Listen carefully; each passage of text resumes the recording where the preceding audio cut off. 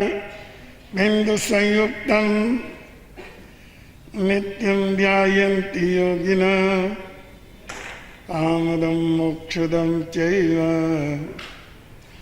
ओंकाराय नमो नमः। अज्ञानतिमिरान्धानां ज्ञानाञ्जनशलाकया नेत्रैरुन्मीलितं येन तस्मै श्रीगुरुवे नमः। नमो दुर्वारिरागादि वैरिवारनिवारणे अरहते योगिनाथाय महावीराय तायिने।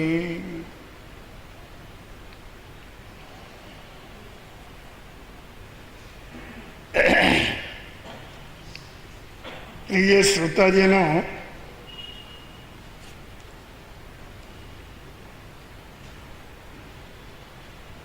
मानव की चेतना में अनंत शक्तियों का भंडार है।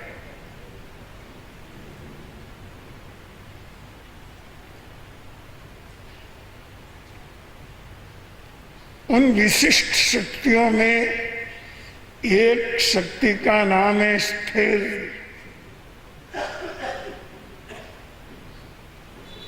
स्थैर्य का अर्थ है दृढ़ रहना।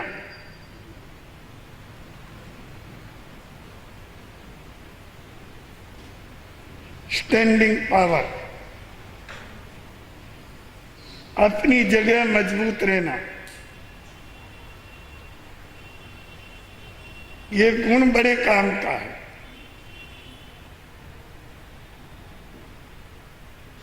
इस विशिष्ट गुण के विकसित होने के कारण ही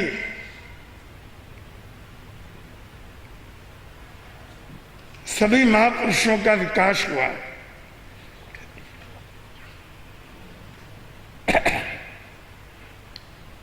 और उन्होंने इतिहास बनाए।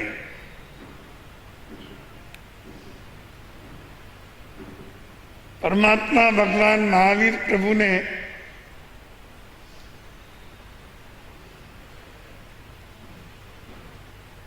कुछ ऐसे शब्द दिए हैं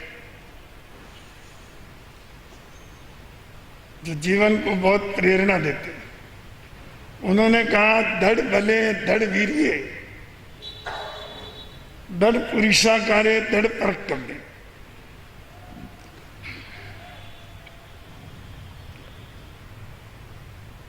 अर्थात व्यक्ति को दृढ़ मानस होना चाहिए, उसका मानसिक बल भी मजबूत होना चाहिए, उसका पराक्रम भी मजबूत होना चाहिए और उसके विश्वास भी मजबूत होने चाहिए।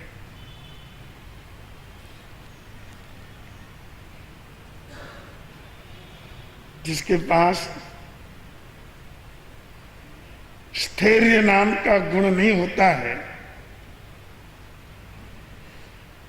उस व्यक्ति के लिए क्या कहें। गंगा गए गंगादास, जमुना गए जमुनादास।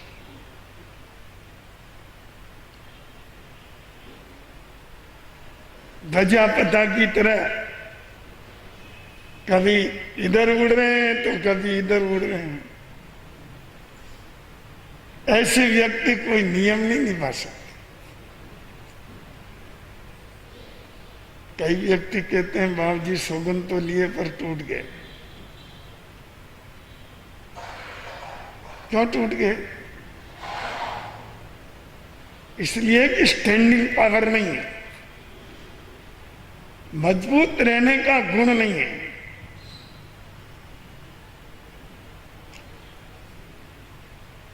जब व्यक्ति में मजबूत रहने का गुण विकसित हो जाता है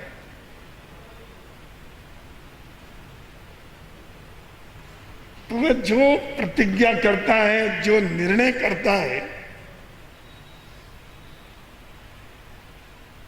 उसको जीवन भर निभाता है। चाहे धर्म के क्षेत्र में समझिए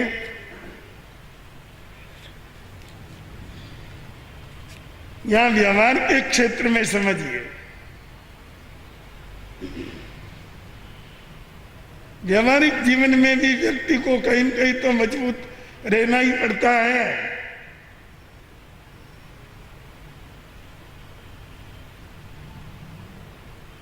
इस विश्व में मानव के सामने आकर्षण तो बहुत है,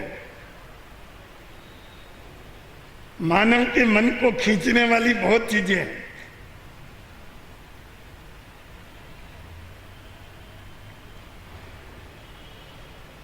क्या सब तरफ भागता रहे अपना मन? क्या अपना मन सब तरफ दौड़ता रहे?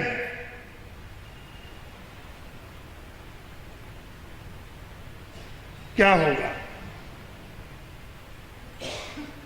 जीवन के अंदर कोई भी महत्वपूर्ण कार्य अपने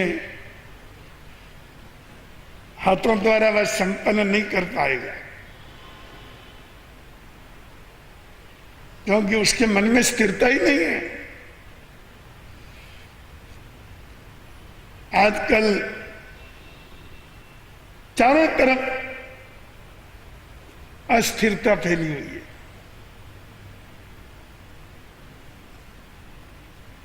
व्यक्ति कहीं पर भी टिकता नहीं है।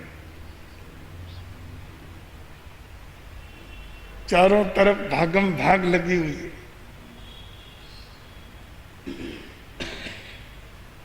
शांति से जीवन जीना चाहता है पर शांति से जीवन जीता नहीं है।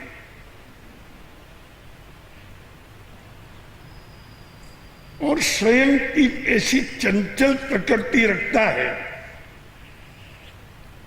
मैं 10 मिनट भी कहीं चैन से बैठ नहीं सकता।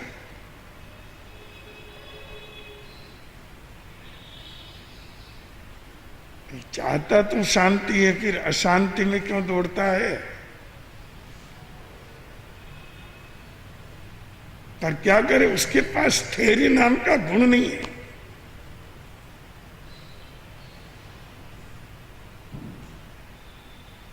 एक सामायिक की साधना भी जो मात्र 48 मिनट यानी 2 घड़ी की होती है,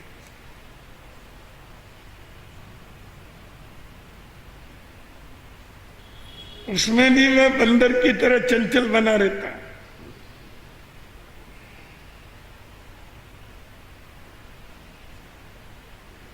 सामायिक स्वीकार करता भी नहीं और कर लेता तो भी स्थिरता नहीं रहता।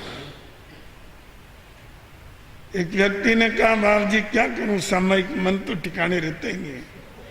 मैंने कहा तू रखता ही नहीं है। मन की बात क्यों करता? तेरा तन भी स्थिर नहीं रहता। शरीर से भी तू शांति से आधा घंटा कहीं बैठना चाहे तो बैठ नहीं सकता। इतना अस्थिर और चंचल जीवन बना रखा है। वो व्यक्ति क्या करेगा बताइए?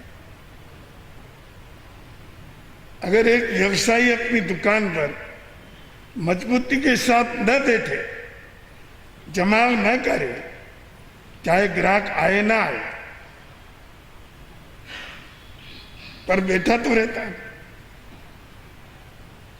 तभी उसका व्यवसाय भी चलता है। 2 मिनट 5 मिनट बैठा और भागा इधर उधर, कहीं चाय पीने चला गया, कभी दोस्तों से मिलने चला गया, कभी हंसी मजाक में चला गया, तो उससे क्या व्यवसाय होगा, क्या दुकान चलेगी? आपके सांसारिक जीवन के जितने कार्य हैं उसमें भी व्यक्ति को कहीं स्थिरता तो रखनी पड़ती है, और स्थिरता नहीं रखता है तो उसका कोई कार्य शांति से संपन्न नहीं हो सकता है।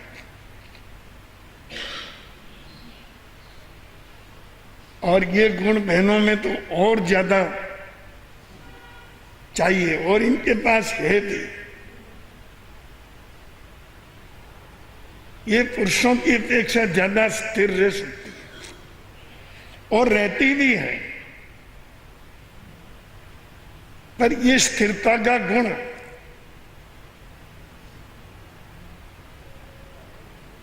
जीवन के अन्य क्षेत्रों में भी, साधना करने में, ज्ञानार्जन करने में, स्वाध्याय करने में, सेवा करने में, इन कार्यों में भी अगर आपकी स्थिरता बढ़ जाए तो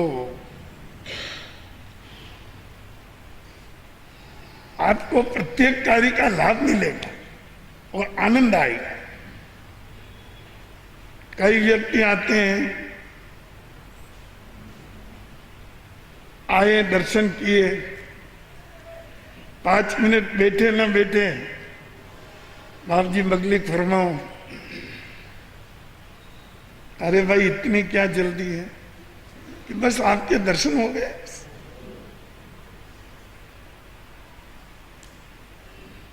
खैर हम भी मंगलिक दे देते हैं, पर क्या लाभ लिया? न कोई ज्ञान चर्चा की, तत्व चर्चा की, यहां तक कि सूक्ष्मता भी पूछने की उसको फुर्सत नहीं है कि गुरु महाराज आपका विहार क्रम कैसे चला, आपके शरीर में समाधि तो है, हमारे क्षेत्र को भी पावन करो, पधारो, आदि आदि विनती करने के लिए, सूक्ष्मता पूछने के लिए, धर्म चर्चा करने के लिए, किसी प्रश्न का उत्तर लेने के लिए समय नहीं है। बस बाप जी आपके दर्शन हो गए, अच्छी बात है भाई, क्या करें? जीवन में अस्थिरता बहुत है। इस अस्थिरता का समाधान कायोत्सर्ग है।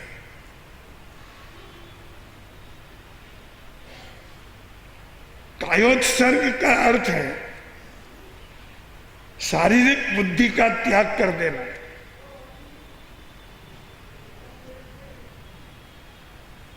मैं किसी शरीर के अंदर हूं, इस भाव को छोड़ देना, या ये मेरा शरीर अभी यहां स्थित है,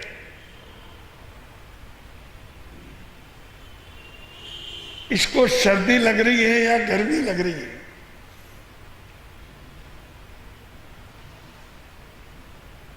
आदि का त्याग कर देना, ये बुद्धि अंतर से निकाल देना, स्थिरता आएगी। कायोत्सर्ग के बिना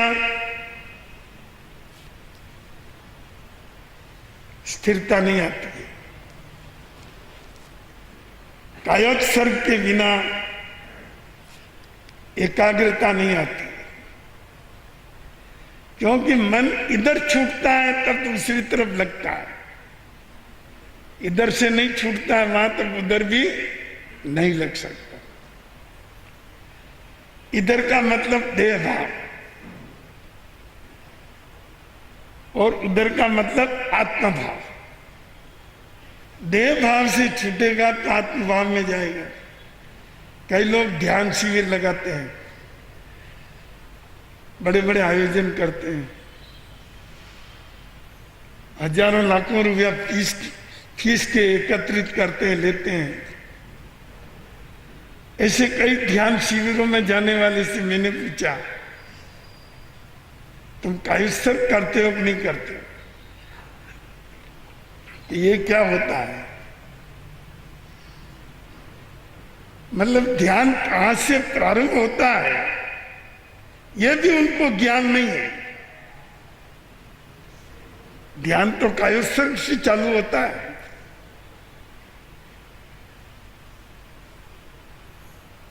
इसके लिए हमारे यहां परमात्मा भगवान महावीर के धर्मशास्त्र में प्रत्येक ध्यान के पहले कायोत्सर्ग है और विधिवत निश्चय पूर्वक अपनी चेतना काया का परित्याग कर देती है, देह भाव का परित्याग कर देती है। फिर चाहे वहां कोई सांप भी निकले, अगर वो ध्यान में स्थित है और देह भाव से मुक्त है तो उसको कुछ नहीं हुआ, उसने कुछ नहीं देखा, कुछ नहीं जाना।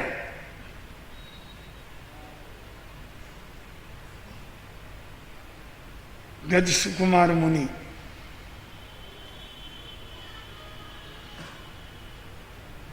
दीक्षा लेकर के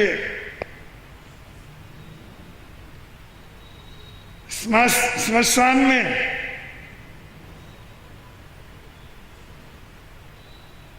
भिक्षु प्रतिमा की नामक तप की आराधना के लिए चले गए।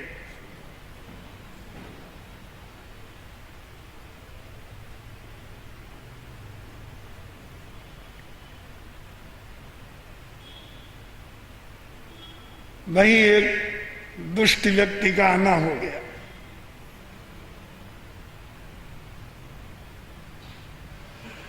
और उसने अपनी क्रूरता के कारण निर्दयी बनकर उस संत के सिर पर मिट्टी का घेरा लगा दिया और ऊपर स्मशान के जलते अंगारे रख दिए।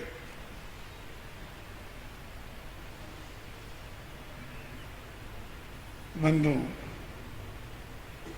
सोचिए, अग्नि की एक चिंगारी भी शरीर को छू जाए, कहीं भी छू जाए,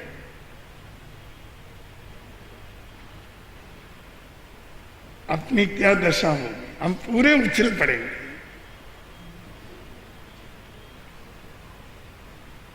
एक चिंगारी सारे शरीर को उछाल देने के अंदर सक्षम है।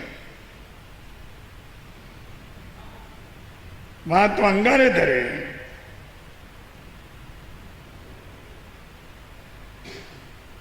और उनकी अंतर्दशा क्या है।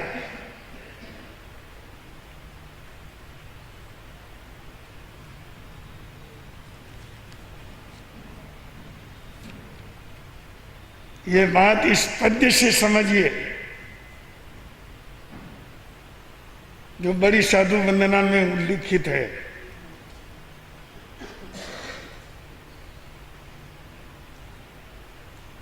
बड़ी साधु वंदना एक बहुत अच्छा काव्य है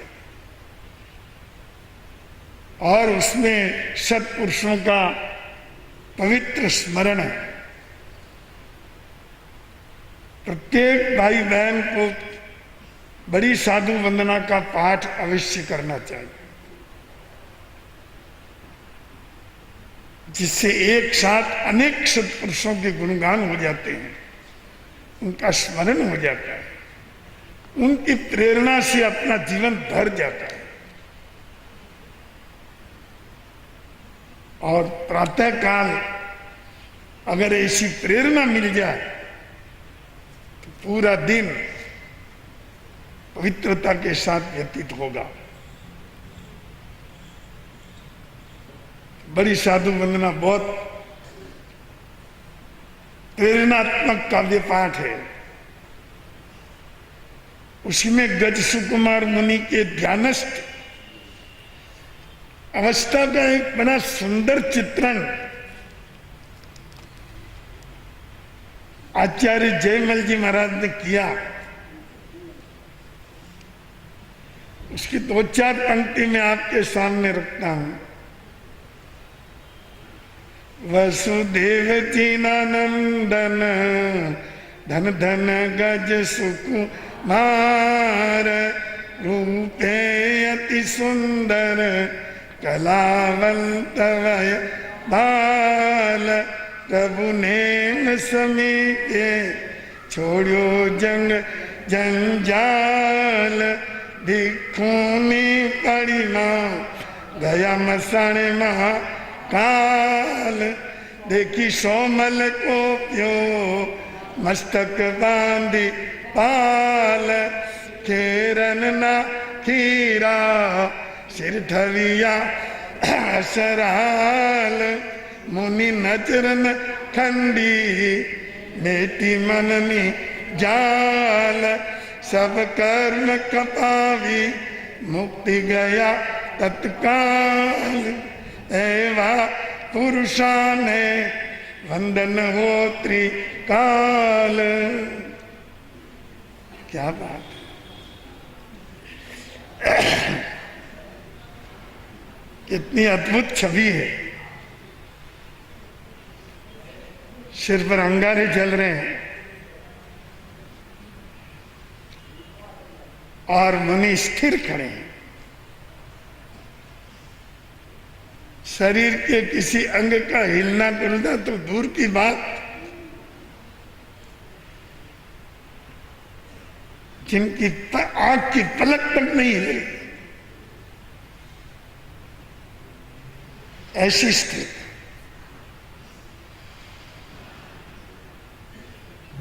जिसकी अपन कल्पना भी नहीं कर सकते। ऐसी स्थिरता को हम सोच भी नहीं सकते।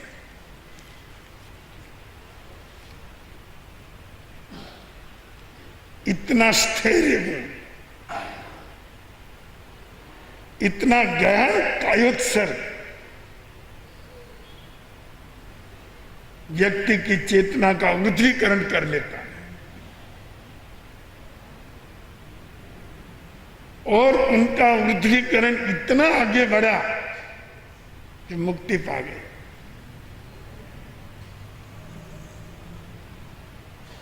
हम सोचते हैं क्या ऐसी स्थिरता भी जीवन में आ सकती है? माना कि बहुत कठिन है, किंतु हम कुछ तो उनका अनुसरण कर ही सकते हैं।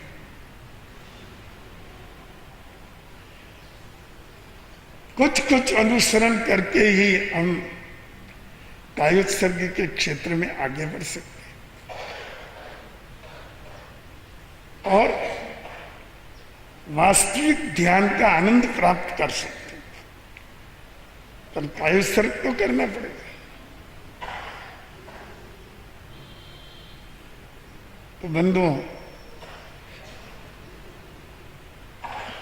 गज सुकुमार मुनि में इतनी स्थिरता क्यों आई, कैसे आई?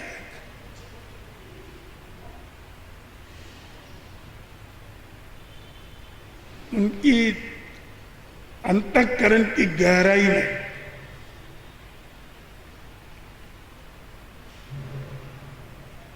आत्म तत्व का अनुसंधान और उसका अवगाहन इतना गहरा चल रहा था कि शरीर पर क्या हो रहा है उनको पता नहीं।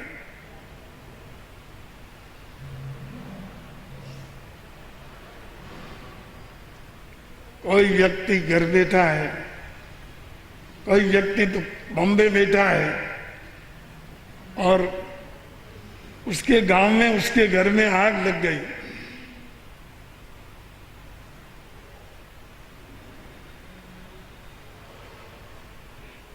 उसको वहां बैठे बैठे तकलीफ होगी क्या?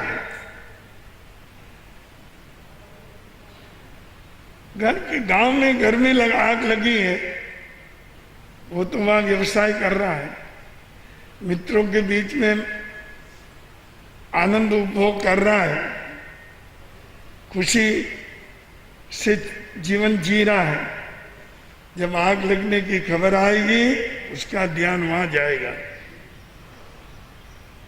तब उसको महसूस होगा कि अरे मेरा घर जल गया। वो वहां है, आग यहां लगी है, उसको कोई पता नहीं। आग शरीर में लगी है, चेतना आत्म ध्यान में मग्न है, उसका देश अलग है, शरीर का देश अलग है।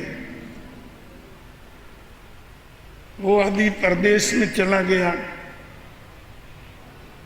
शरीर पर अंगारे जल रहे हैं, यहां आग लग रही है, उसको कोई पता नहीं। तो बंधुओं, जीवन के अंदर हमें इस गहन तत्व को विकसित करना चाहिए। स्थिरता का तत्व बहुत गहन है, और जब हम इसका अवगाहन करते हैं, जितना जितना ये जीवन में विस्तृत होता हुआ चला जाता है, उतना उतना हम अपने सिद्धांतों पर, अपनी साधना में, अपने गुण में हम दृढ़ता रख सकते हैं। और कभी कभी तो दृढ़ता मानव की इतनी बढ़ जाती है कि उसके सामने शरीर कोई चीज नहीं होती है, बहुत दूर नहीं। मेवाड़ के इतिहास का ही हिस्सा है पद्मिनी। इसने चित्तौड़ में 16,000 क्षत्राणियों के साथ जोर कर दिया, स्वयं को आग में झोंक दिया। किसी सिद्धांत की दृढ़ता अंदर में मौजूद थी, नहीं तो व्यक्ति कोई अपने को जला सकता है?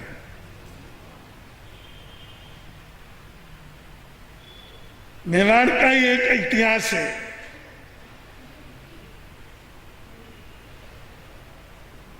कि जब सारे भारतवर्ष के राजा महाराजा बड़ी बड़ी रियासतों के मालिक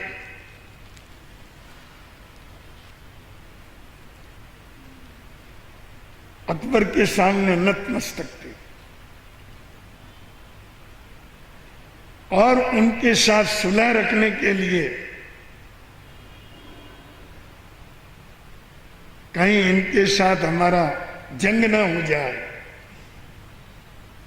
युद्ध न हो जाए, किसी ने अपनी बेटी का संबंध कर दिया, शादी कर दी अकबर से, हिंदू होकर के, और किसी ने अपनी बहन की शादी कर दी अकबर के साथ, उनको अपना जमाई बना लिया।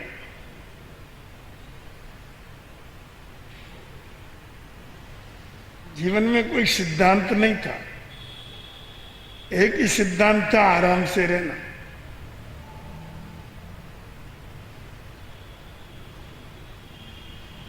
और बंधुओं, एक ऐसा व्यक्तित्व भी भारतवर्ष में मौजूद था कि जिसने अपने जीवन में कभी अकबर के सामने सिर नहीं झुकाया। वो एक बहुत छोटी रियासत का स्वामी था, महाराणा प्रताप, मेवाड़ का। मेवाड़ कोई बहुत बड़ी रियासत नहीं है, इससे तो बहुत बड़े बड़े राज्य हमारे भारतवर्ष में मौजूद है। ये तो एक बहुत छोटी रियासत है, पर उस शेर को जिंदगी में कभी भी अकबर झुका नहीं सका। कितने युद्ध हुए, कितनी बर्बादी सही, कितने कष्ट सहे, पर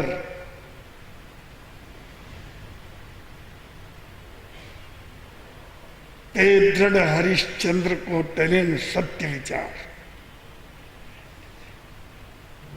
अपनी जबान की मजबूती पर हरिश्चंद्र बिक सकता है। एक ये मानसिक दृढ़ता की बात है। अपने वचन की और सिद्धांत की दृढ़ता के सामने एक महाराणा घास की रोटी खा सकता है, पहाड़ों में भटक सकता है, जंगल में शिलापट पर सो सकता है, पर पराधीनता स्वीकार नहीं करता। हो सकता है उस समय के राजा महाराजा प्रताप को उन्होंने मूर्ख समझा होगा, कैसा अड़ियल है, पूरी रियासत बर्बाद हो रही है, स्वयं परिवार को लेकर के दर दर की ठोकरें खा रहा है, पर अकबर को स्वीकार नहीं करता है। अकबर केवल यही चाहता है कि प्रताप मुझे बादशाह कह दे। और जब प्रताप के सामने ये बात गई, वो ना बहन लेना चाहता है ना बेटी लेना चाहता है, वो केवल एक बात चाहता है कि प्रताप मुझे अपना बादशाह स्वीकार करे, बस। प्रताप ने कहा बादशाह, और वो भी अकबर।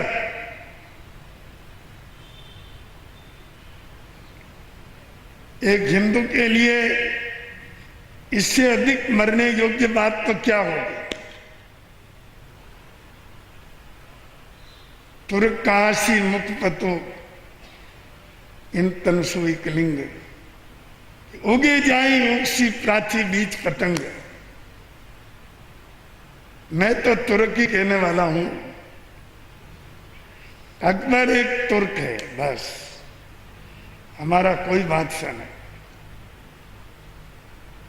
सिद्धांत की बात, अपने वचन के स्थैर्य की बात, अपने निश्चय की दृढ़ता की बात है। और सौभाग्य की बात है कि आप और हम सब उस धरती पर बैठे हैं, उस स्थान पर बैठे हैं जहां कभी महाराणा प्रताप का पांव पड़ा होगा या उनके चेतक का पांव पड़ा होगा। ये उदयपुर, जिनको महाराणा उदय सिंह और बहुत कुछ महाराणा प्रताप ने ही बसाया, ये धरती ये प्रेरणा देती है मानव सुदृढ़ विचारों के साथ अपने धर्म, अपने सिद्धांत और अपने साधना का निर्वाह करे। उसमें आने वाले विघ्नों को दृढ़ता के साथ सहे, किंतु अपनी साधना का झंडा, अपने सिद्धांत का झंडा, अपने निश्चय का झंडा झुकने न दे। वही धन्य होता है, वही विश्व में एक इतिहास बना करके जाता है। और आज पूरा जमाना भारतवर्ष के किसी महाराजा को नहीं पूछता है। आज पूरा भारतवर्ष उस जमाने के किसी राजा महाराजा को पूछता है तो वो केवल महाराणा प्रताप है। तो बंधुओं, जो बात मैं आपको कह रहा था, परमात्मा भगवान महावीर प्रभु ने कहा, दृढ़ बले दृढ़ वीर्य दृढ़ पुरुष अकार्य दृढ़ परिक्रम में, अपने आप में दृढ़ पुरुषार्थ का निर्माण करके व्यक्ति क्रमशः साधना, सेवा और उत्तम गुणों में आगे बढ़कर अपने चरित्र का उच्चतम निर्माण कर सकता है और एक दिन आत्मा से महात्मा बनकर परमात्मा तक भी पहुंच सकता है। चाहिए स्थैर्य गुण, स्थिरता चाहिए, दृढ़ता चाहिए। ये जीवन के अंदर विकसित होता है तो अपने इस छोटे से मानव जीवन की कहीं न कहीं थोड़ी बहुत सफलता सिद्ध हो जाती है। आज के प्रवचन का यही सार है, आत्मसात करें, आनंद ही आनंद।